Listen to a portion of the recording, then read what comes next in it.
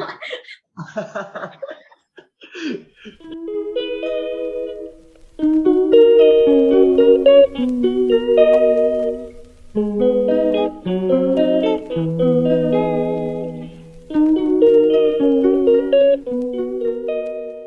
selamat siang semuanya. Pada pertemuan kali ini, kita akan memulai sesi konseling oleh Christopher Jab dan konselor kita Daniel Karyadi. Sebelum itu, mari kita berdoa terlebih dahulu. Ya Tuhan, terima kasih karena telah mengumpulkan kami semua di sesi konseling ini. Ya Tuhan, semoga sesi konseling ini berjalan dengan lancar dan konselor bisa memberikan nasihat yang mungkin bisa menyelesaikan masalah konseli. Di dalam namamu kami sudah berdoa, haleluya, amin. Oke, silakan Daniel dan Jab bisa dimulai. Hey, Jab, what's up? Halo Dan, gimana kabarmu? Well, that's the thing. Aku not in a good place right now. So, kurang baik, I guess. Loh, kenapa? Kok aku lihat wajahmu itu murung ya? Apakah ada hal yang bisa aku bantu? Sebenarnya, if I'm being honest, aku itu pengen bercerita. Aku pengen bercerita sesuatu. But aku takut you're gonna laugh probably. But gimana ya? It's okay Dan, kalau kamu nggak bisa cerita nggak apa-apa. Tapi aku siap mendengarkan keluh kesahmu kok. Tapi itu kembali padamu. Jika kamu ingin sharing ke aku tentang masalahmu, aku terima. Kalau enggak, ya nggak apa-apa. Pokoknya aku di sini untuk membantu kamu kok. Alright then. Kalau kamu beneran janji, you won't tell anybody else, then okay. I think I can open myself up a bit. Jadi, aku ini sebenarnya really insecure about my body and the way I look. Setiap pagi itu aku bangun ke kamar mandi untuk gosok gigi, aku itu ngeliat di cermin, terus aku ngeliat mukaku ini kayak gimana ya? Nah, wes jelek. Pokoknya bukan standar lah, di bawah standar mukaku. Udah jelek, terus daguku itu mendelep. Jadi kalau aku ngeliat bawah itu selalu muncul double chin. Aku udah berusaha makanku tak kurangin. Aku udah olahraga setiap hari, tapi kayak rasanya ini aku dapat genetik resesif semua, sehingga daguku ini kayak pokoknya I just really hate the way I look right now. Dan aku takut kalau nanti waktu kita offline, terus apalagi aku juga chubby in the cheeks, terus nanti semuanya they all have that muscly look, and terus ada aku, and I'm just this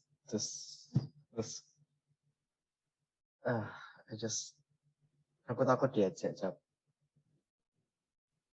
Aku takut diketahui di belakang kepalaku. I'm scared and I need your help. What should I do? Jadi kalau aku lihat itu kau ngerasa malu karena wajahmu itu nggak bagus.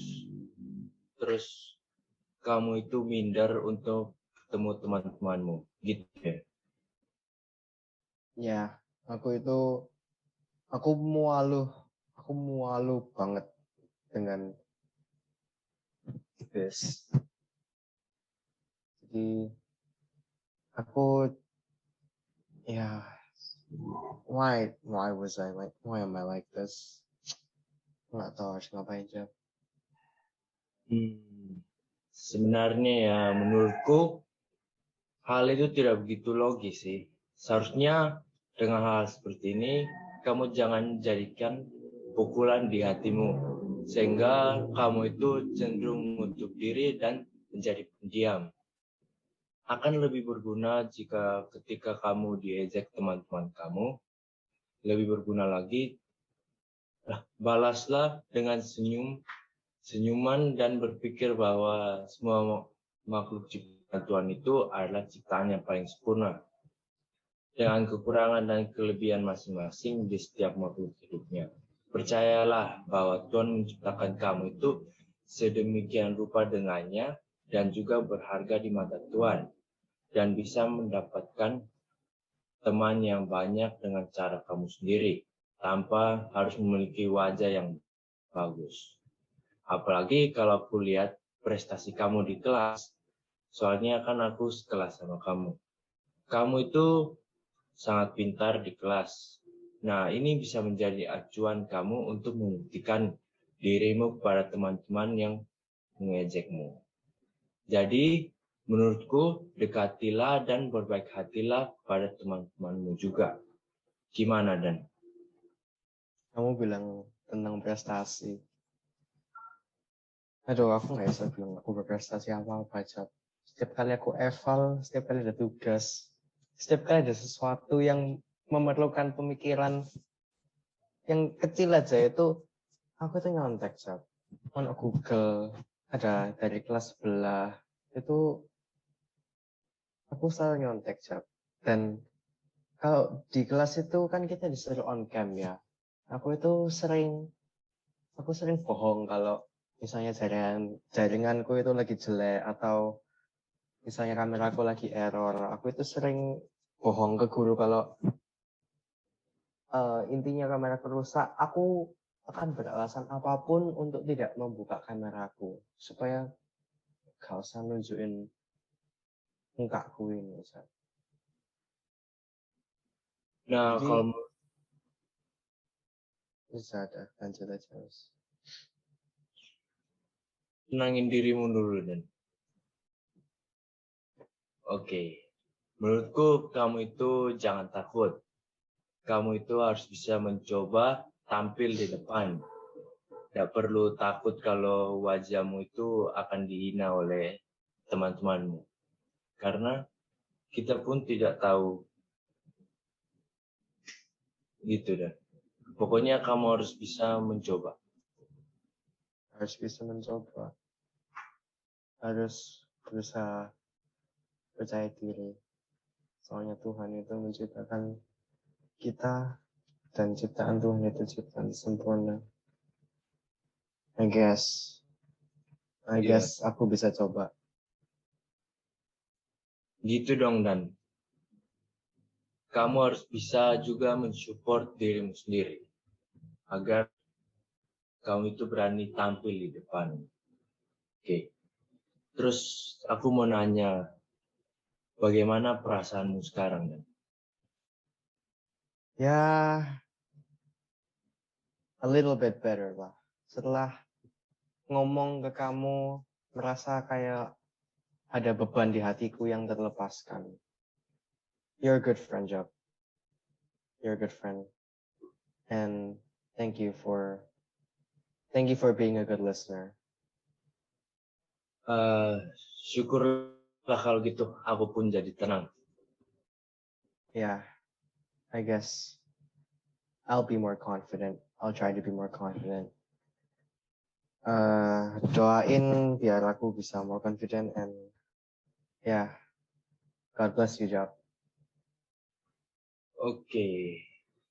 Makasih juga kamu mau mempercayain aku sebagai konselormu. Oke, God bless you too, Dan. Thanks. Terima kasih Daniel dan Jap. Sebelum menutup sesi ini, Clifford dan Karina bisa memberikan hasil pengamatan yang sudah kalian amati tadi. Oke, jadi dari hasil pengamatan yang antara si konselor yaitu Christopher Jupp dan si konseli yaitu Daniel Karyadi, saya dapat memberikan dan dibagikan atas 7 hal. Jadi yang pertama itu adalah sikap tubuh yang menunjukkan keterlibatan. Menurutku itu adalah sudah dicentang ya, di mana si konselor tersebut sudah menunjukkan keterlibatannya kepada si konseli, di mana dia memiliki sifat tubuh yang serius namun tidak terlalu serius, dan mulai melaksanakan tugasnya sebagai konselor. Pada bagian kedua yaitu adalah sikap terbuka atau tidak defensif. Si konseli ini sudah awalnya pertama rasanya defensif karena atas wajah-wajahnya dan dia punya sifat insekuritasnya. Namun setelah si konselor tersebut memberi saran yang baik dan memberi semua yang sesungguhnya, si konselor ini mulai terjadinya adanya keterbukaan dan mengenal banyak dari permasalahan tersebut. Pada bagian ketiga yaitu adalah tubuh condong ke klien sesuai dengan intensitas pembicaraan. Menurutku itu masih kurang namun sudah oke. Bagian ini merupakan bagian yang paling yang kekurangan dari konseling yang dari saya melihat ini, di mana si konselor ini masih ada memiliki condongan yang tidak pas begitu. Namun menurutku sudah oke. Selanjutnya itu adalah kontak mata. Pada si konselor ini kontak matanya sudah pas, di mana dia sudah melihat apa yang sesungguhnya oleh si konseli dan dapat memahami dan tanpa ada melihat kiri kanan dan tetap melihatnya di depan dia. Pada bagian kelima yaitu relax natural. Si konselor ini melaksanakan saran-sarannya itu secara relaks dan natural, di mana tidak ada hal-hal yang terlalu serius, namun juga ada yang tidak terlalu nggak serius tersebut.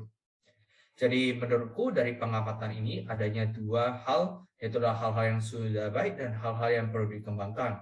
Jadi hal-hal yang sudah baik itu adalah pada bagian 1 yaitu adalah sikap tubuhnya si konselor, sikap terbukanya pada si konseli, kontak matanya yang sudah sesungguhnya, serta dengan relaksasi oleh si konselor.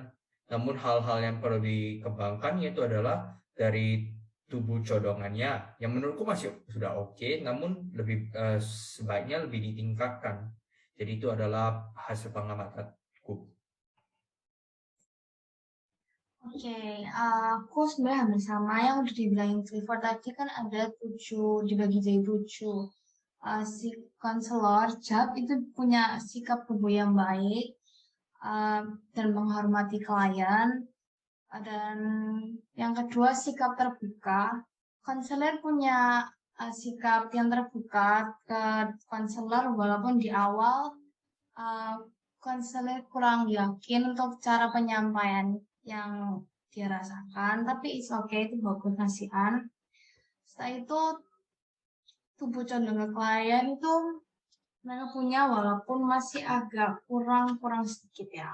Saya itu ada yang kontak mata, ada kontak mata yang bagus banget, dan konselor bisa memahami kondisi yang dialami oleh konseli dan perasaan yang dialami konseli. Setelah itu relax. Kalian berdua, konselor dan konseli itu relax walaupun si konselor agak sedikit kaku ya Mas Ian. Nah, setelah itu ada yang jadi overall hal yang baik itu, menurutku itu konselor bisa memberikan saran yang baik yang buat si konseli itu bisa lebih tenang, lebih calm tentang masalah yang dihadapi. Tapi yang perlu dikembangkan itu konselor bisa lebih relax sedikit, nggak kaku, dan cara penyampaiannya itu masih kurang. Jadi itu aja. Thank you.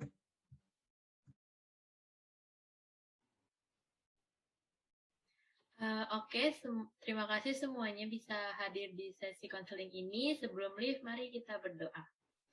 Ya Tuhan, terima kasih karena telah pada hari ini. Ya Tuhan, setelah ini kami akan melanjutkan aktivitas kami masing-masing. Tolong berkati apapun yang akan kami lakukan. Dalam nama-Mu kami sudah berdoa. Haleluya. Amin.